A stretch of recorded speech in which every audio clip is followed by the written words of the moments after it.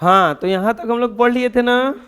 चलिए देखते हैं अब आगे, और आगे है विविध प्रश्नावली। विविध प्रश्नावली में देखिए सब कुछ फेंट के दिया रहता है। क्या कह रहा है, पढ़ो क्वेश्चन में। कह रहा है कि निम्नलिखित संख्याओं के वर्गों के इकाई अंक लिखिए। निम्नलिखित संख्याओं के वर्गों के मतलब वर्ग करने पर उसका इकाई अंक क्या होगा, यही ना। हल पहला में क्या दिया है, 47। पहला में क्या दिया है बच्चों, 47। तो कह रहा है 47 के वर्ग का इकाई अंक। 47 के वर्ग का इकाई अंक बराबर व्हाट। 47 के वर्ग का इकाई अंक बराबर व्हाट, एक बात बताइए। हम बताए थे इसका इकाई अंक निकालना। 47 में अंत में कौची है 7, तो 7 का स्क्वायर कर दीजिएगा। लिखेंगे 47 के वर्ग का इकाई अंक बराबर 7 का स्क्वायर 7 49 बराबर 9 होगा ना। हम क्या कहे थे कि लास्ट वाला के खाली करना है ना। अब बताओ इसका इकाई अंक वर्ग का इकाई अंक क्या होगा, बता दो जल्दी से। एक आएगा, लेकिन लिख के बनाएंगे तो थोड़ा सा टाइम लगेगा।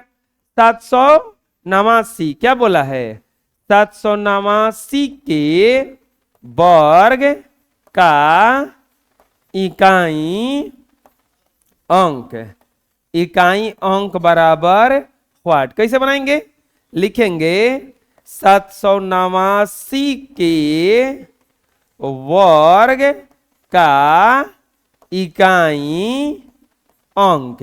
खाली क्या ले लेंगे इसमें बताओ, 9 ना। खाली क्या ले लेंगे 9, 9 9 81। अब बराबर क्या आ जाएगा, खाली 1। क्या आ जाएगा 1। अब बताओ तीसरा सी में क्या दिया है 4748। क्या पूछा है, 4748 के वर्ग का इकाई अंक।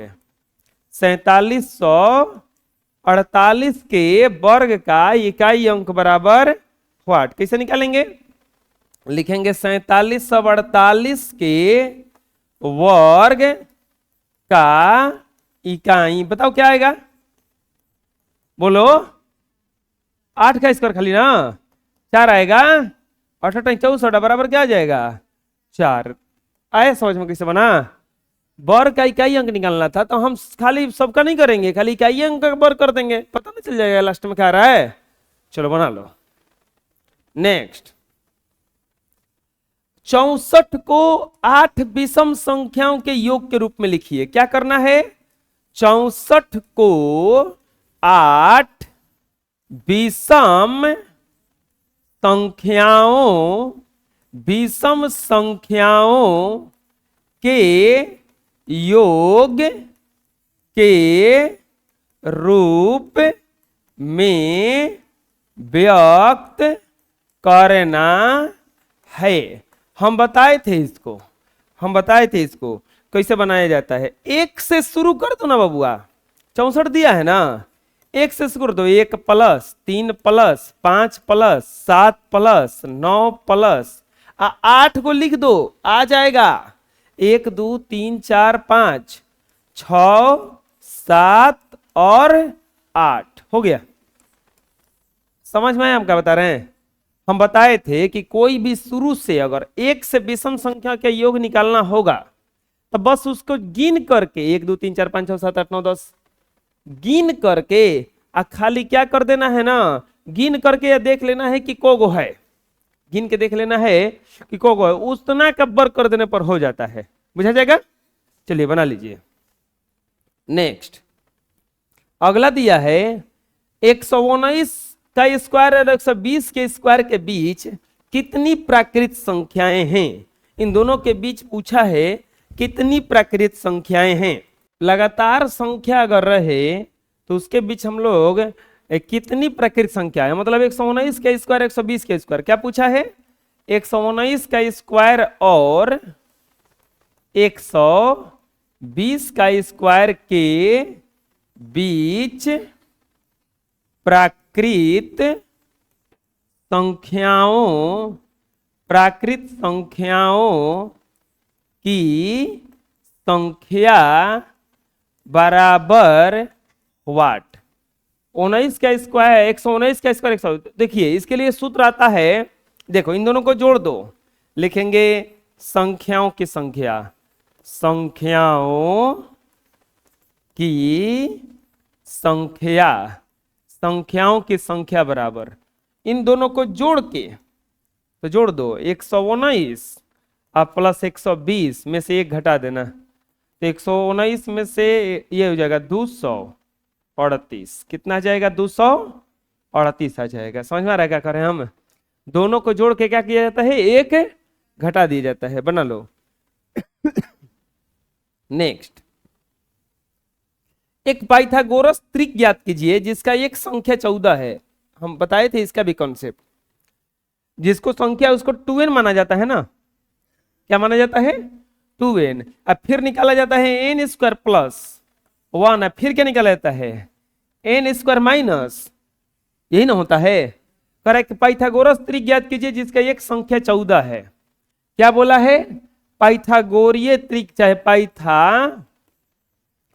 पाइथागोरस त्रिक बराबर व्हाट, एक संख्या क्या दिया है, एक संख्या बराबर दिया है 14। एक संख्या क्या दिया है, इसमें 14 दिया है। लिखेंगे इसको माना जाता है, माना 2n बराबर। अच्छा, पाइथागोरीय त्रिक होता क्या है, लिखेंगे पाइथागोरीय चाहे पाइथागोरस त्रिक बराबर फॉर्मूला होता है 2n, n स्क्वायर प्लस 1 और n स्क्वायर माइनस 1, यही ना होता है। 3 गो संख्या होता है त्रिक में, को संख्या होता है 3 गो।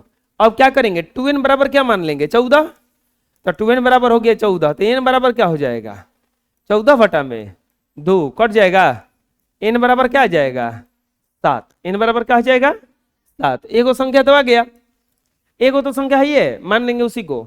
अब निकालेंगे n स्क्वायर प्लस 1, लिखेंगे अब n स्क्वायर प्लस 1 बराबर 7 का स्क्वायर प्लस 1 से 7 49 1 50 हो जाएगा, और n स्क्वायर माइनस 1 बराबर 7 का स्क्वायर माइनस 1 से 7 49 अब माइनस 1 बराबर क्या आ जाएगा 48, बराबर क्या आ जाएगा 48। लिखेंगे इसीलिए पाइथागोरीय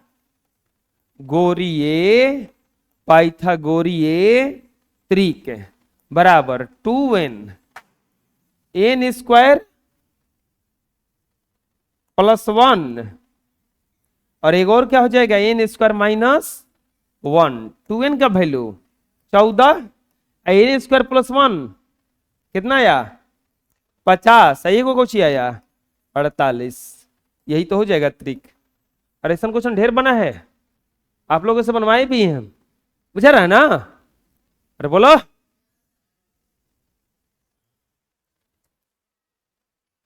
गुणा किए बिना निम्नलिखित संख्याओं के वर्ग ज्ञात कीजिए।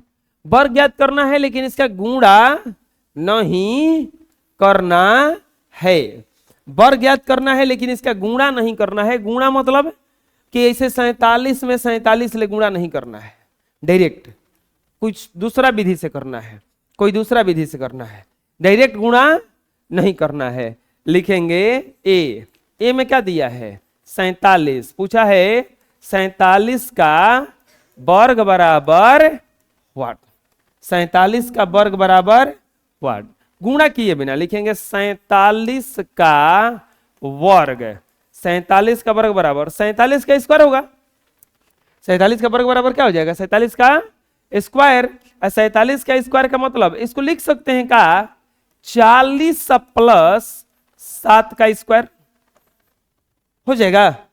डायरेक्ट गुणा नहीं करना है लेकिन तोड़ तो सकते हैं ना। अब बताओ कौची के सूत्र पे टूट गया ये, a प्लस बी का होल स्क्वायर पे, कौची के सूत्र पे टूटा है ये a प्लस बी के होल स्क्वायर। तो क्या होता है सूत्र a square plus 2ab plus, यही ना होता है a square plus 2ab plus B square, A square plus 2ab plus B square. चलो रखो, क्या हो जाएगा 40 का स्क्वायर अब प्लस 2 गुना 40 गुना 7, ये कैसे 40 ए स्क्वायर 2 40 7 अब प्लस 7 का क्या हो जाएगा इजा स्क्वायर, 40 का स्क्वायर करेंगे तो 1600 अब प्लस दूनी के 14 चौके 56 560 प्लस 49 जोड़ो 9 में 0 गया 9 6 4 10 अब 5 6 11 1 12 1 1 2 2200 9 47 का वर्ग कितना आ जाएगा 47 का वर्ग। इसका डायरेक्ट गुणा किए बिना हम लोग वर्ग निकाल दिए कि नहीं निकाल दिए, अरे रहा समझ में, वही तो कहा था कि डायरेक्ट गुणा मत कीजिएगा लेकिन इसका वर्ग निकालिए। बी में क्या दिया है बच्चों 26 का वर्ग बराबर व्हाट, कैसे निकालेंगे, लिखेंगे 26 का वर्ग, 26 का वर्ग बराबर 26 का स्क्वायर बराबर 20 सब प्लस 6 लिख सकते हैं, इसको नहीं हो जाएगा। अब बताओ कितना पे टूटेगा, क्या क्या बनेगा 20 का स्क्वायर बनेगा ना, ए प्लस बी के फिर से स्क्वायर पे होल स्क्वायर पे 20 का स्क्वायर अब प्लस 2 गुना 20 अगुना 6 प्लस क्या हो जाएगा हिजा 6 का स्क्वायर होगा ना इतना। अब बोलो 20 का स्क्वायर कितना हो जाएगा ये 400 अब प्लस ये 6 दूनी के 12 दूनी के 24 240 अब प्लस 6 6 के 36 जोड़ेंगे 6 4 3 7 4 2 6 676 यानी कि 26 का वर्ग बराबर 676, 26 का वर्ग बराबर 676, बुझा गया। अब ये बताओ सी वाला 98 का वर्ग पूछा है, कितना पे टूटेगा आए 98 का वर्ग, आसान वाला पे तोड़ो 90 प्लस 6 कितना पे टूटेगा, इसको तोड़ दो, जानते हो कितना पे 100 माइनस 2 का स्क्वायर हो जाएगा आसान से। देखो ना कैसे लिखेंगे 98 का वर्ग, 98 का वर्ग बराबर 98 का स्क्वायर, इसको लिख सकते हैं 100 माइनस 2 का स्क्वायर, कौन सी के सूत्र पे आ गया ये ए प्लस ए माइनस बी का होल स्क्वायर बराबर ए स्क्वायर माइनस 2ab अब plus B square. Plus 2ab होता है कब, जब a प्लस बी का होल स्क्वायर होता है, ये माइनस वाला है ना तो माइनस में हो गया, बुझा रहा कर रहे हैं हम। अब यहाँ पे 100 क्या टूट जाएगा ए स्क्वायर यानी कि 100 का स्क्वायर माइनस 2 गुना ए के जगह पे 100 और बी के जगह पे 2 अब प्लस 2 का क्या हो जाएगा हिजा स्क्वायर। अब यहाँ पर 100 का स्क्वायर तो 100 पर 2 और 0 माइनस 2 दूनी के 400 अब प्लस 2 दूनी के 4 घटाएंगे तो आएगा इकाई दहाई सैकड़ा हजार 10,000, 10,000 में से 400 गया 9600 अब प्लस 4 बराबर हो जाएगा 9604, यानी कि 98 का वर्ग आ गया, 98 का वर्ग बराबर 9604, 98 का वर्ग आ गया 9604, बुझा गया। अरे कोई दिक्कत है बोलो, पूछना है कहीं आए बना लो। निम्नलिखित संख्याओं में प्रत्येक का वर्गमूल गुणनखंड से निकालें। किस विधि से निकालना है, गुणनखंड से, भाग विधि द्वारा नहीं निकालना है। किस विधि द्वारा निकालना है इसका वर्गमूल, गुणनखंड विधि द्वारा। ए अगर नहीं कहता तो हम भाग विधि से बनाते, भाग विधि बहुत आसान था। 36 69 क्या बोला है, गुणनखंड, गुणनखंड विधि, गुणनखंड विधि से वर्गमूल, गुणनखंड विधि से वर्गमूल बराबर व्हाट। इसके लिए क्या किया जाता है, इसको गुणनखंड किया जाता है ना। चलिए गुणनखंड करते हैं। 3669 दिया है बच्चों, 3 से कटाइए ना, 3 से तीन एकम तीन, तीन दूनी के 6, तीन दूनी के 6, तितरी के 9, फिर 3 से कट जाएगा क्या? आए गलती कटाएगा? तीन एकम तीन, तीन दूनी के 6, तीन दूनी के 6, सही है, तितरी के 9। अरे क्वेश्चन मिला होता तो नहीं दिया है ना? आए जा 9 दिया है जा 3969। आए तो 3 से तो अभी कटेगा। अब कितना हो जाएगा ये? तीन एकम तीन, तितरी के 9, तीन दूनी के 6, तितरी के, सही है ना? अब फिर 3 से कटेगा, 3 चौके 12, 3 चौके 12, तीन एकम तीन, फिर 3 से कटेगा। अरे 441 से 21 का वर्गमूल होता है, तो तीन एकम तीन, तीन चौके 12, 3 सते 21, फिर 3 से कटेगा। 3 चौके 12, 3 नवा 27, अब 3 से नहीं कटेगा, कितना से कटेगा? 7 से, और 7 से कटेगा एक बार में। 3969 बराबर क्या आ गया? 3 गुना 3, 3 गुना 3 गुना 7 गुना 7 आया इतना। जोड़ा लगाओ, 1 2 3 लिखेंगे ऐसे। अब लिखेंगे 3669 का वर्गमूल, 3669 का वर्गमूल बराबर, वर्गमूल में घेरेंगे इसको, क्या क्या आ जाएगा? 3 3 3 3 7 7, ये जोड़ा लगा, और ये हो जाएगा आपका बराबर, एक को बाहर निकलेगा ना, 3 गुना 7, तितरी के 9, 9 सते 63, 9 सते 63, ये हो जाएगा आपका 39 है ना जी, 3969 का वर्गमूल, 3969 का वर्गमूल बराबर कितना आ गया? 63। कितना आ गया? 63। आया समझ में कैसे बना? अरे ऐसा बन चुका है बहुत, कोई दिक्कत है? बी वाला में दिया है 3364। कितना दिया है? 3364। क्या बोला है? गुणनखंड विधि से, गुणनखंड विधि से वर्गमूल बराबर व्हाट? गुणनखंड विधि से पूछा है कि वर्गमूल इसका कितना होगा। कैसे निकालेंगे? लिखेंगे 3364, 2 से कटेगा, 2 एकम 2, 2 छक्का 12, 2 आठे 16, 2 दूनी के 4, फिर 2 से कटेगा 841। आपको पता है कितना से कटेगा? अब ये कोई बताएंगे कितना से कटेगा? 29 से। अब ये गुणा करते रह जाओगे, नहीं कटता ये, 29 से डायरेक्ट कटेगा। ये सब देखो बताते 30 तक कम से कम वर्ग याद रखो कि 30 तक क्या होता है। 30 के बाद में तो संभाल लेगा आदमी, गुणा भाग करके कसम, 30 तक तो याद रहेगा ना, तो हो जाएगा।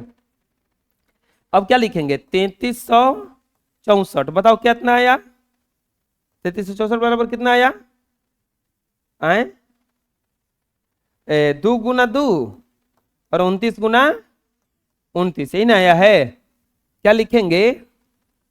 लिखेंगे 3364 का वर्गमूल बराबर रूट में 3364 बराबर 2 गुना 2 और 29 गुना 29, घेरेंगे इसे।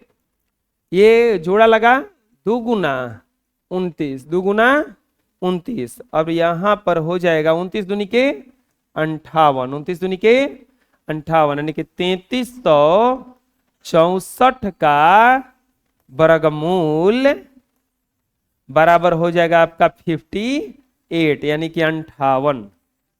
आया समझ में? कोई दिक्कत है? बोलो। चलो बना लो।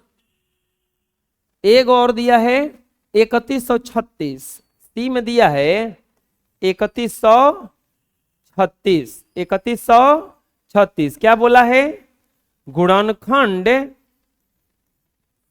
विधि से वर्गमूल, गुणनखंड विधि से वर्गमूल बराबर व्हाट, गुणनखंड विधि से वर्गमूल बराबर व्हाट। कैसे बनाएंगे, लिखेंगे 3136, 2 से कटाओ, 2 एकम 2, 1 1 ना, 2 पचे 10, 2 छक्का 12, 2 अठे 16, फिर 2 से कटेगा, 2 सत्ते 14, 2 अठे 16, 2 चौके 8, 784। 784 बता सकते हैं कितने का वर्गमूल है? 28 का। 2 से कटेगा, 2 3 6, 2 9 18, 2 7 14 ना ना, 2 दूनी के 4 ना, 2 दूनी के 4, फिर 2 से कटेगा, 2 एकम 2, 2 9 18, 2 छक्के 12, फिर 2 से कटेगा, 2 चौके 2 9 18, 2 अठे 16, फिर 2 से कटेगा 49 ना, अब आ जाएगा 7 और ये आ जाएगा 7। देखो गुणनखंड विधि से पूछेगा, अगर आपको वर्ग ये सब याद रहेगा ना तो कटाने में आसान होगा। मान लो कि आ गया मन में कि 28 से कट रहा है, यानी कि 2 बार 2 आएगा और 1 बार कौची आएगा 7, बुझा रहे ना, तो 2 2 7 7 से कटेगा खाली। ये फायदा होगा इसमें अगर याद रहेगा वर्गमूल तब। तो पूरा चैप्टर पढ़ा दिए तो याद हो जाना चाहिए। लिखेंगे 3136 बराबर क्या क्या गया, कौगो 2 आया गिनो, 1 2 2 2 4 2 6, 2 और फिर 2 गुना 7 गुना 7।